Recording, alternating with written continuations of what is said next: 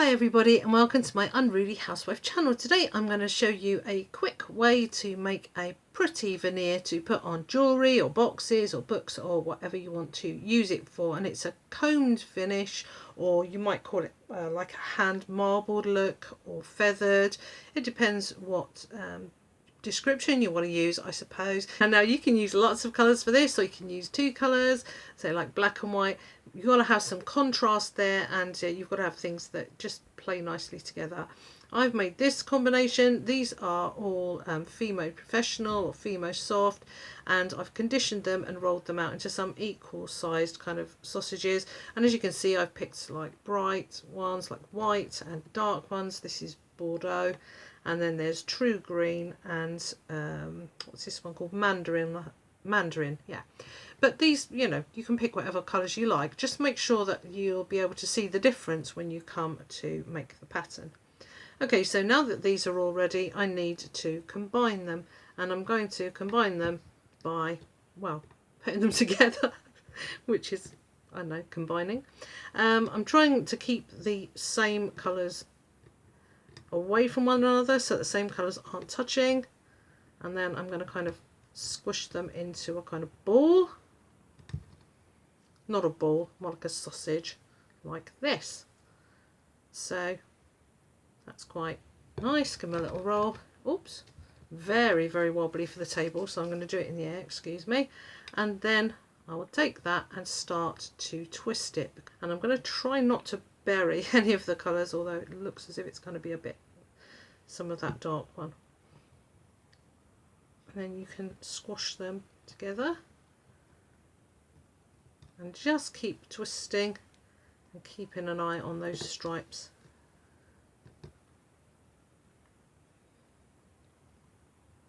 Now I've seen people do this with just chopped up scrap. I'm doing it with these kind of sausage things.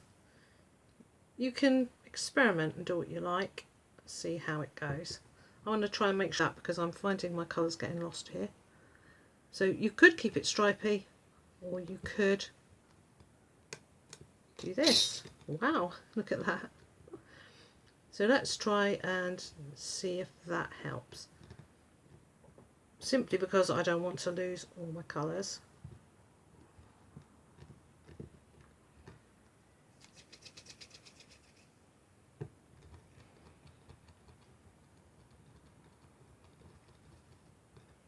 And again I'm going to twist.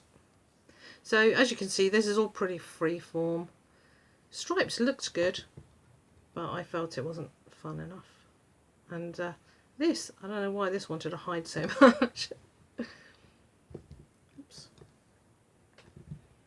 Keep rolling. Keep twisting.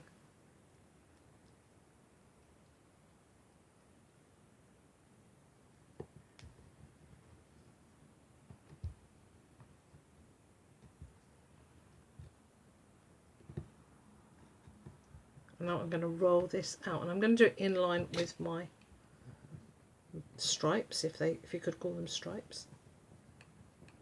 Now if you are going to only exclusively use a rolling pin, you might want to put a couple of, or say 4 strips of cereal packet either side, like that, to keep this to a certain depth, and then maybe reduce them later. But I'm going to be using my pasta machine through that way so that my stripes are vertical.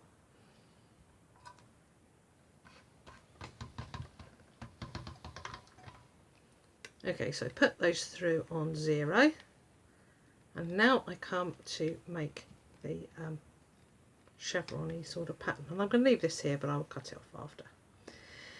You can use several things to do the pattern, the feathering, whatever you want to call it. You can use a wooden toothpick, which is nice because it drags the clay. You could use maybe a ball tool, but it wouldn't drag as well. Or I've been using this, which is a Sculpey rubber-ended tool, like that. Or maybe I could have used this kind of rubber-ended tool, but I'm going to use this one. And now I'm going to make stripes, and I'm not going to make them too close together. Now can you see what's happening there? As I go across my stripes, I'm dragging the clay with me and it's making a pattern.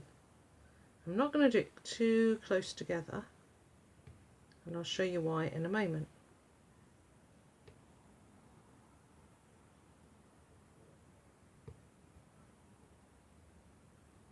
And if I'd have done this with very regular stripes, it would have been a different and perhaps more uniform effect. This is going to be really pretty. Now that I've done that, I'm going to lift it up, turn it round, and I'm going to drag in the opposite direction. So, and I'm going to try and keep it between those two lines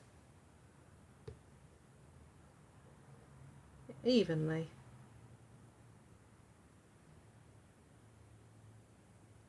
And as usual, I'm going to make the excuse that this is easier to do when you're off camera. So I'm trying to keep it straight. It doesn't look too bad, does it?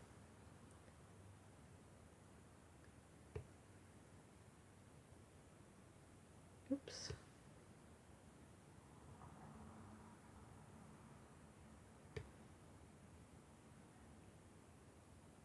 I love things like this because it's relatively simple, but the rewards are great. The payoff is good.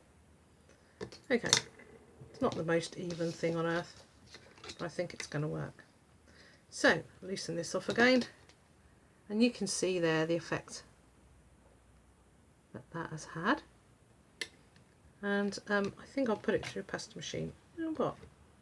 I'm going to just pop an extra stripe on there,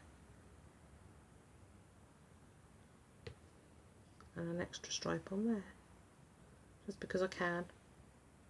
Okay, now I'm going to put these through the pasta machine on 0 again, which is what I did initially.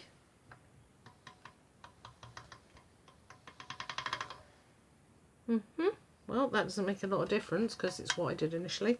So okay, so now I'm going to pop these through the pasta machine again. I'm going to keep to the stripes being vertical, I think, and I'm going to put them through on number 1, whereas before it was on 0. And I'm going to keep these stripes, yeah.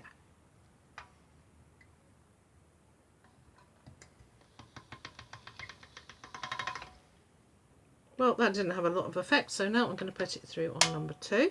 I'm going to put it through so that these marks that I've made are running vertical and the stripes are horizontal.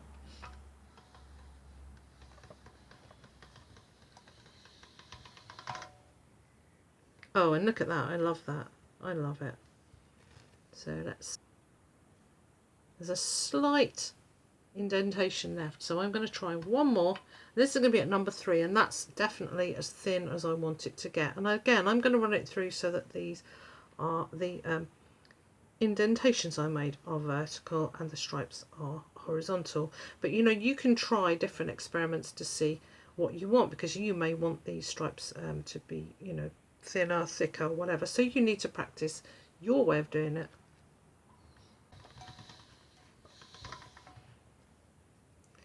And here we are with the pattern, and that went through on number 3, and that's as thin as I want it to get, and that's nice and flat now. So as you can see, I've got this veneer which I can cut out. I think it went through the pasta machine at a slight angle, but you know what? It's not easy. So it's not easy to do tutorials.